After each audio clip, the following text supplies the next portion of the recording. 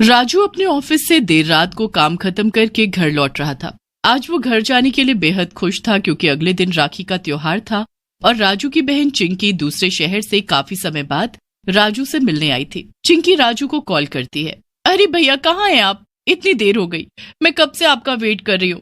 देखिए अंधेरा हो रहा है, जल्दी घर आ जाइए। हाँ हाँ चिंकी, मैं बस अब ऑफिस से निकल गया हूँ। और सुनो, मेरे फोन में बैटरी भी नहीं है, ये कभी भी बंद हो सकता है। तुम परेशान मत होना, मैं बस 1 घंटे में घर पहुँच जाऊंगा, ठीक है? राजू इतना बोलता ही है कि उसके फोन की बैटरी खत्म हो जाती है और वो बंद हो जाता है। घर लौटते वक्त राजू को कोई भी ऑटो रिक्शा या टैक्सी नहीं मिलती, जिसकी वजह से वो पैदल ही घर की ओर चल पड़ता है।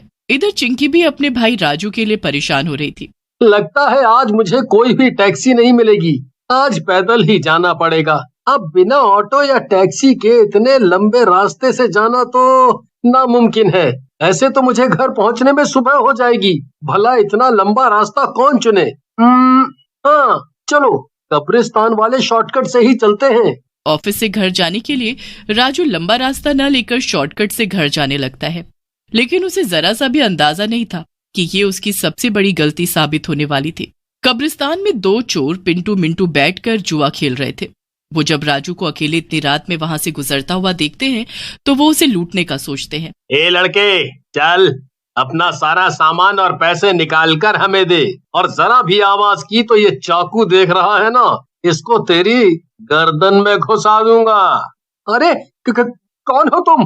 देखो मेरे पास कुछ भी नहीं है, मुझे जाने दो प्लीज, मेरा जल्दी घर पहुंचना बहुत जरूरी है। तभी दूसरा चोर मिंटू भी उठ जाता है और वो दोनों राजू को घेर लेते हैं।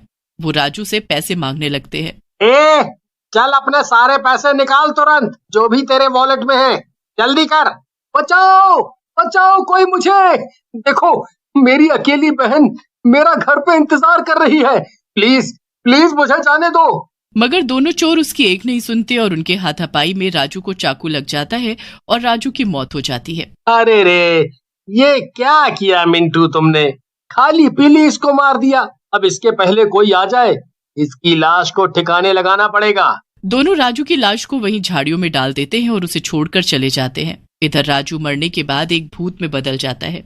वो वहीं अपनी दफन हुई लाश के पास बैठकर जोर जोर से रोने लगता है।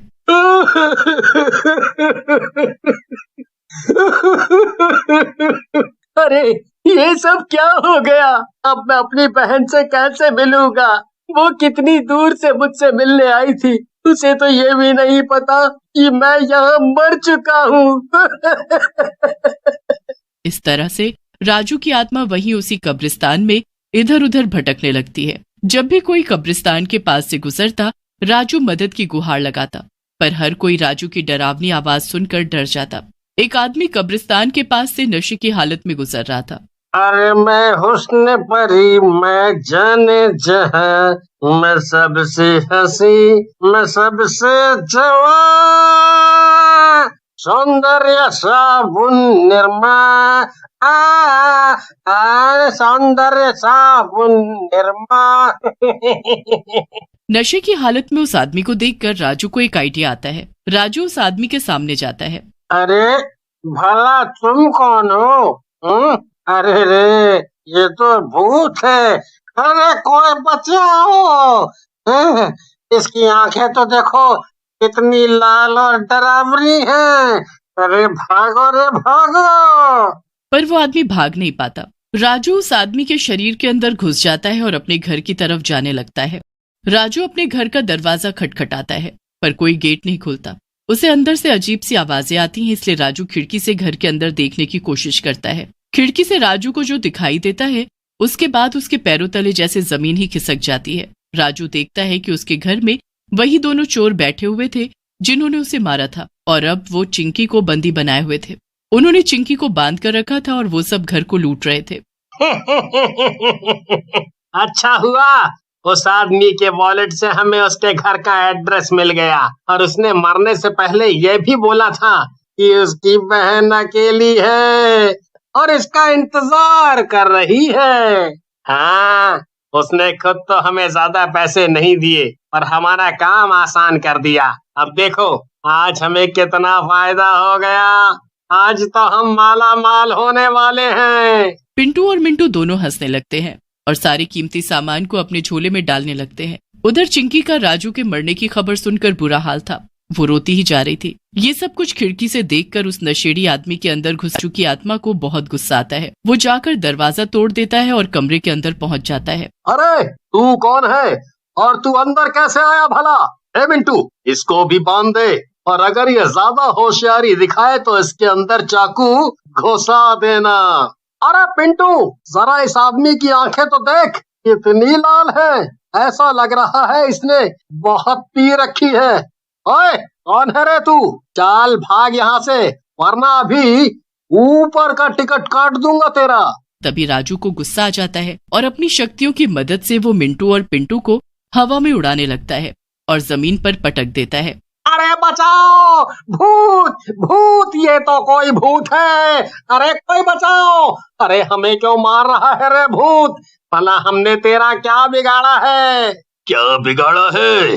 अरे तुम दोनों ने तो मेरा सब कुछ मुझसे छीन लिया है।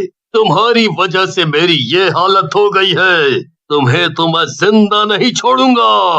ये सब होता हुआ देखकर चिंकी को विश्वास ही नहीं होता और वो भी राजू से डरने लगती है। पिंटू मिंटू जैसे जमीन पर गिरते हैं वो दोनों वहां से डर के मारे भाग खड़े होते हैं। अब उस कमरे में सिर्फ राजू और उसकी बहन ही थी। अरे कौन हो तुम?